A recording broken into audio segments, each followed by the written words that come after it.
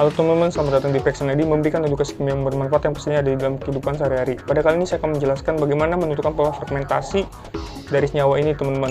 Ini adalah series atau part yang keempat teman-teman. Ini contohnya hampir sama dengan yang ini teman-teman, yang memakai aturan Stephenson. Teman-teman bisa nonton video sebelumnya dengan mengklik videonya di pojok kanan atas. Baik, saya akan lanjut ke pembahasannya teman-teman. Ini adalah contoh senyawanya teman-teman, di mana di sini terdapat gugus karbonil, lalu ada gugus eternya juga, dan gugus dienanya atau siklodiena. Kita akan menentukan apa sih kemungkinan pola fragmentasinya. Pertama, yang diionisasinya dulu adalah ion molekulnya. Sini ion molekulnya karena dia mempunyai elektron bebas, contohnya adalah oksigen. Di sini terdapat 3 oksigen. Tapi oksigen yang mudah terionisasi adalah oksigen yang terdapat ikatan tangkap 2 atau yang gugus karbonil ini teman-teman. Di sini gugus karbonil ada 2, jadi pilih aja teman-teman salah satunya. Di sini saya pilih yang atas, jadi satu elektronnya ditembakkan, lalu hilang dan terionisasi dan terbaca di Ms sebesar 178 massa per elektronnya, plus 2 elektron. 2 elektron ini dari satu elektron yang di Ms plus satu elektron yang di atom oksigen tadi. Selanjutnya kemungkinan pola fragmentasi lanjutannya itu adalah retro Diels eder. Kenapa? Karena di sini terdapat DNA-nya teman-teman. Untuk gugus karbonil dan gugus eter ini sangat sulit untuk kita prediksi atau ramalkan pola fragmentasinya karena ini bentuknya tertutup sekali teman-teman. Beda dengan contoh-contoh yang sudah saya berikan, di situ gugus karbonila terbuka, jadi bisa pembelahan alfa, lalu bisa dengan penataan ulang McLafferty. Nah, karena di sini tertutup bentuknya siklik, jadi susah sekali diprediksinya atau mencari kemungkinannya. Yang paling mudahnya itu adalah siklodienanya dengan cara pola fragmentasi retro Diels eder. Nah, untuk retro Diels eder akan saya jelaskan teman-teman, dimana di situ ada aturan Stephenson. Berikut ini adalah fragmentasi dari retro Diels eder, di mana senyawa sikloalkena ditembakkan elektron sehingga elektronnya hilang, di alkenanya ini satu elektron sehingga terjadi penataan ulang, terjadi pemutusan di alfa. Alfa ini yang C dekat ikatan rangkap ya, lalu terjadi penataan ulang, lalu terjadi pembelahan alfa yang kedua sehingga menghasilkan alkena dan diena. Lalu yang terbaca ini adalah dienanya sebesar 55 M per Z-nya. Lalu ini contoh mungkin penjelasan retro Diels edernya lebih simpelnya itu di mana terjadi pembelahan heterolisis di sekitar cincin sikloalkenanya, lalu yang terbaca di Ms adalah dienanya dan yang radikal adalah alkenanya. Sikloalkena apabila diionisasi di spektrum massa akan terdapat 2 kemungkinan teman-teman produk yang terbaca di spektrum massa, bisa dienanya atau alkenanya. Cara tahu yang mana terbaca di spektrum massa antara alkenanya atau dienanya, saya akan menjelaskan teori dari Stephenson.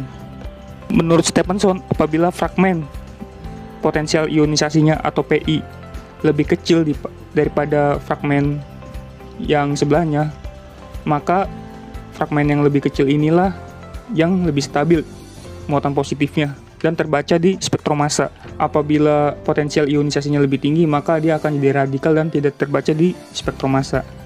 Misalnya nih, saya juga kasih contoh ya teman-teman di gambar ini. Ini ada senyawa AB ya. AB diionisasi jadi muatannya positif, lalu akan terjadi 2 fragmen. A dan B-nya kepisah. Untuk kasus yang pertama, kenapa A menjadi ion positif? Karena potensial ionisasi dari fragmen A lebih kecil dibandingin potensial ionisasi dari fragmen B. Kalau misalnya B-nya positif, berarti potensial ionisasinya B lebih kecil dibandingin potensial ionisasi yang A. Ini teman-teman adalah contoh senyawanya ya. Untuk sistem yang mengandung konjugasi, dapat diperkirakan mana fragmen dengan PI lebih kecil, yaitu yang memiliki sistem konjugasi lebih panjang. Karena konjugasi yang lebih panjang berarti ion tersebut lebih stabil dan energi PI-nya lebih rendah. Untuk yang pertama, yang terionisasi itu yang terbaca di spektrum massa adalah DNA-nya karena terkonjugasi ikatan rangkapnya, rangkap tunggal rangkap. Lalu yang radikal ini ikatan rangkapnya tidak terkonjugasi dengan atom yang mempunyai elektron bebas, yaitu OH. Jadi rangkap tunggal lalu tunggal lagi teman-teman, sehingga jauh dari elektron bebas ikatan rangkapnya. Untuk yang kedua terjadi retro-Diels-Alder juga, tetapi yang terbaca adalah alkenanya. Kenapa? Karena alkenanya ini terkonjugasi dengan gugus oksigen yang di hidroksil ini teman-teman. Jadi ikatan rangkap lalu berdekatan dengan oksigen, terkonjugasi kan ikatan rangkapnya. Ini mirip dengan pelajaran resonansi mata kuliah kimia organik fisik. Kalau teman-teman sudah belajar atau belum, teman-teman bisa ulas kembali. Sedangkan yang radikal itu adalah siklodienanya. Jadi PI-nya itu lebih kecil yang alkenanya dibandingin yang dienanya. Untuk membuat sikloalkena muatan positifnya itu adalah dienanya, maka pakai pembelahan homolisis ya teman-teman, seperti yang di atas. Untuk membuat sikloalkenanya muatan positifnya itu di alkenanya, pakai cara heterolisis seperti yang di bawah. Cukup untuk penjelasan pola fragmentasi Diels-Alder ini teman-teman. Kita akan membahas senyawa yang di soal tadi.